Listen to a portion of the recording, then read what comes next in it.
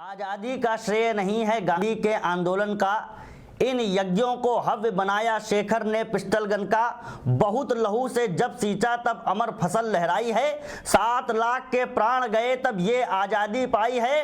प्रखर सत्य का दाग रहेगा चरखे वाली खादी में, केवल गांधी नहीं लड़े थे भारत की आज़ादी में, केवल गांधी नहीं लड़े थे भारत की आज़ादी में। नमस्कार, मैं कमल आग्ने। स्वतंत्रता आंदोलन को किस तरीके से सिर्फ कुछ हाथों में बेच दिया गया, आज एक महान क्रांतिकारी चंद्रशेखर आजाद जी के विषय में कुछ बात करने के लिए आपके बीच में आया हूं। आपकी जेब में 2000 की नोट होगी, 500 की नोट होगी, उन पर एक चित्र छपा है, महात्मा गांधी का चित्र। मैंने कहने की कोशिश की, अगर गांधी इस देश के बड़े हैं तो उनका चित्र 2000 की नोट पर छाप दीजिए, अगर वो इस देश के और भी बड़े हों तो उनका चित्र आप 500 की नोट पर छाप दीजिए, वे इस देश के और भी बड़े हों तो उनका चित्र आप 200 की नोट पर छाप दीजिए, वे इस देश के और भी बड़े हों तो उनका चित्र आप 100 की नोट पर छाप दीजिए। लेकिन एक प्रश्न इस देश की ईमानदार, जानदार और शानदार जनता से पूछना चाहता हूं, क्या वीर चंद्रशेखर आजाद का बलिदान इतना छोटा और इतना कमजोर था कि हम उन्हें 10, 20 और 50 की नोटों पर नहीं छाप सके?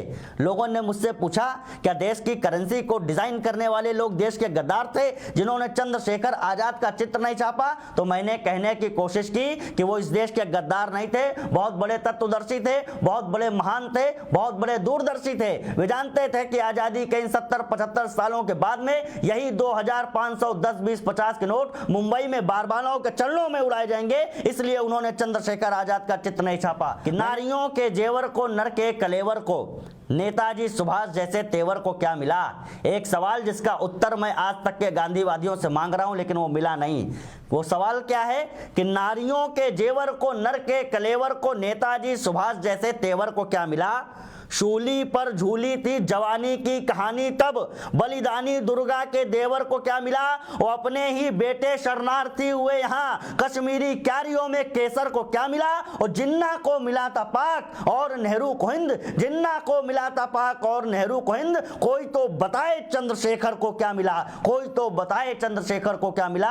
जब कोई नहीं बता पाया कि चंद्रशेखर आजाद को मिला क्या, तब कमल आग्ने ने बताने की कोशिश की कि उन्हें क्या मिला। कि भक्त दे के रक्त करे देश को सशक्त, और अपने जीवन की आखिरी जंग अल्फ्रेड पार्क में लड़ रहे थे। चंद्रशेखर आजाद शहीद हो चुके हैं और उनके पीछे अंग्रेज अधिकारी पास में आए और कहा, take the gun and check the hand, एक हाथ से बंदूक ले लो और दूसरे में देखो कि क्या है। चंद्रशेखर आजाद के हाथों में एक ऐसी चीज थी जो दुनिया की सबसे कीमती चीज थी। मैं बताने की कोशिश करता हूं, अगर लगे कि वो चीज, वो वस्तु बहुत कीमती थी तो आपके शेयर, आपके लाइक इस वीडियो को और बल देंगे। मैं कहने की कोशिश करता हूं, उन्हें मिला क्या? भक्त देके रक्त करें देश को सशक्त, और द्रोहियों ने सदा जड़े काटी इस देश की, छोड़ते रहे जमीन शत्रुओं के लिए सदा, तोड़ते रहे हैं परिपाटी इस देश की। दास्ता के अभियान के विरुद्ध 5 जन्य, फूंकती रहेगी हल्दी घाटी इस देश की। और नेताओं के हाथ लगी भारत की जायदाद, नेताओं के हाथ लगी भारत की जायदाद। शेखर के हाथ में थी माटी इस देश की, शेखर के हाथ में थी माटी इस देश की।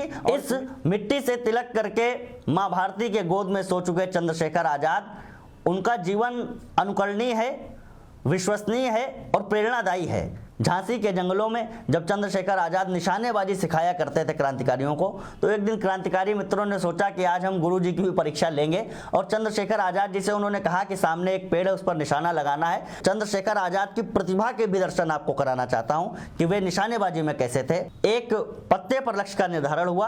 अब छंद सुनिएगा। तन मन धन से जो वन में रचे गए थे, पूर्ण शस्त्र दक्षता के 4 वेद हो गए।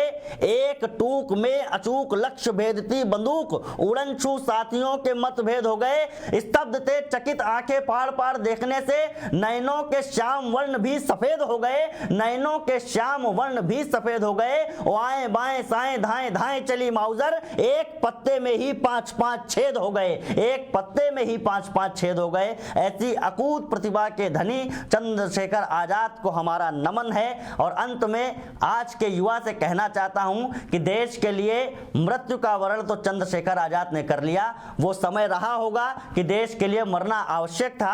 आज के युवाओं, चंद्रशेखर आजाद इस देश के लिए मर के चले गए, इस देश के लिए बलिदान होकर के चले गए, लेकिन अब देश के लिए मरने का समय नहीं है, अब देश के लिए जीने का समय है। इसलिए इस संकल्प को अपने मन में रखिए और मेरे साथ बोलिए, भारत माता की जय।